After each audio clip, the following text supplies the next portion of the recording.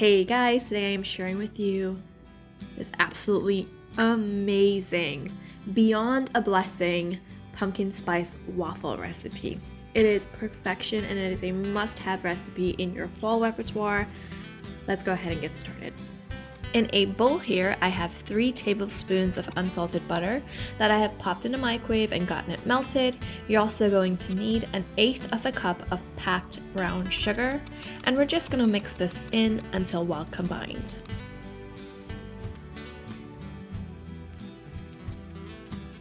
Take about 30 to 45 seconds to really whisk in that butter and that sugar together.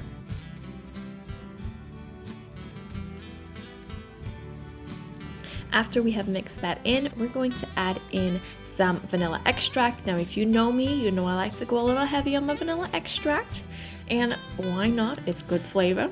So I'm adding in 1 tablespoon of vanilla extract, mixing that in.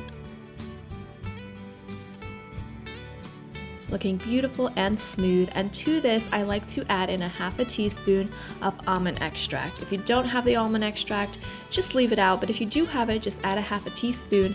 It adds great flavor and complements the pumpkin and the vanilla perfectly. To that, we're going to add in 1 large egg.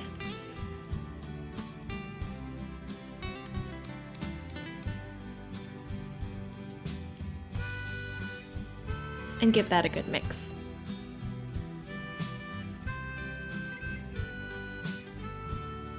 Take another 30 seconds.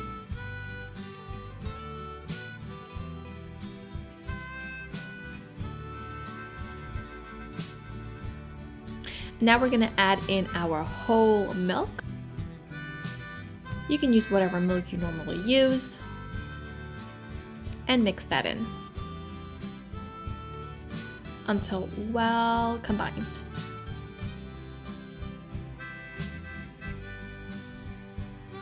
In a sieve, we have our dry ingredients. You're going to need 1.5 cups of flour, 2 teaspoons of baking powder, a pinch of salt, and 1/2 teaspoon of pumpkin pie spice. Now, you can use more pumpkin pie spice if you want, up to 1 teaspoon, and if you don't like pumpkin pie spice, you can just go ahead and just use cinnamon. Some people don't like the nutmeg in it, some people don't like the cloves in it. So if you're not a fan of pumpkin pie spice, or if you don't even have it on hand, just go ahead, you can mix together cinnamon, nutmeg, cloves, and we're gonna go ahead and sift that together.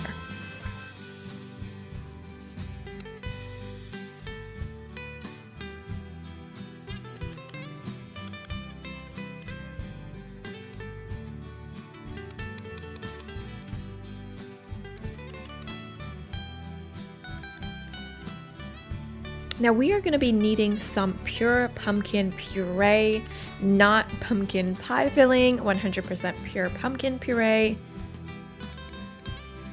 And we're going to move back over to our wet ingredients and add in 1/4 cup of our pure pumpkin puree.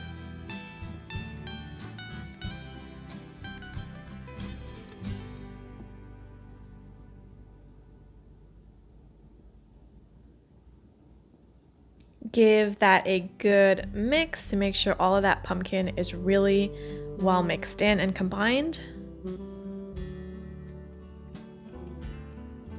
until you have one smooth, beautiful wet ingredients, which we are just going to add to our dry and incorporate this together. Now you want to make sure that your waffle makers, whatever that you're using, is plugged in and warmed up, preheated, whatever it is you're using, and we're going to mix together our wet and our dry ingredients until combined. You don't want to overmix this, you just want to mix it in until it's combined. And I just had to show you how amazing this batter is. It is truly just perfection. So grateful, thankful, and blessed.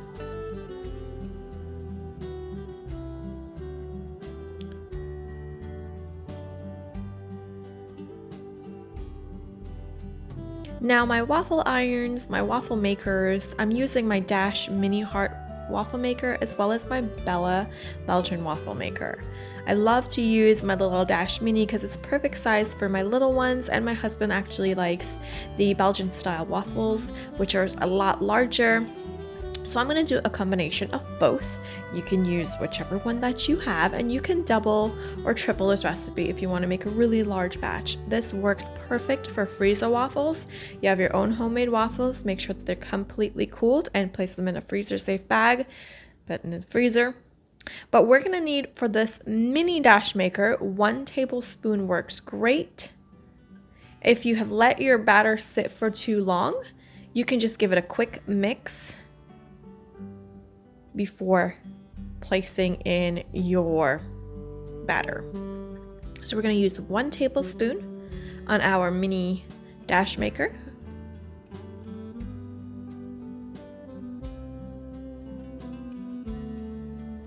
And for our Belgian, I like to use about 4 to 5 tablespoons.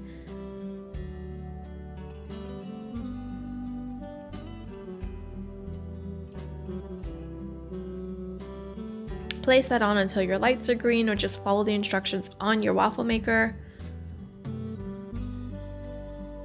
Now this is the Belgian waffle maker. I do flip it when the lights turn green, and I make sure that both sides are green before removing my waffle. And I set it to a nice dark setting because I like mine on a little extra crunchy setting. My light is green on that side. I flipped it and it's also green on that side. So I'm going to go ahead and open up to the goodness that is our pumpkin pie spice waffles. I like to use a spatula to help me remove this. It is going to be very hot, so you have to be careful. And if you need to spray nonstick cooking spray on your waffle maker, just follow the directions that are on your waffle maker. I, however, don't spray any, and it works just fine. And these absolutely adorable little hearts, which I love to make these. They're so cute, and they're the perfect portion size for my little ones.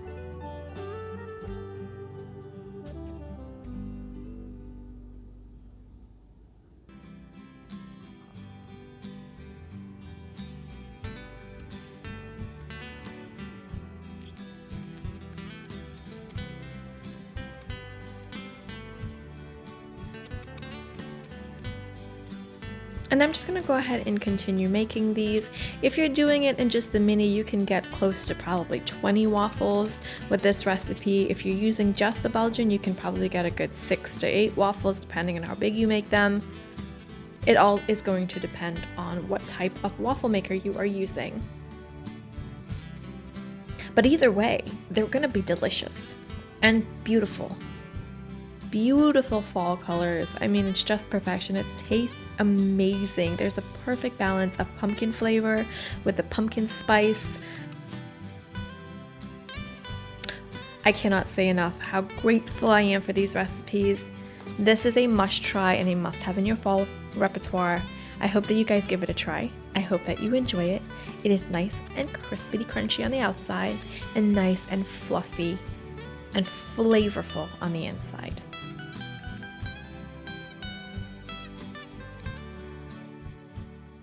Blessed beyond measure. I'll see you guys next time. Thanks for watching. Bye-bye.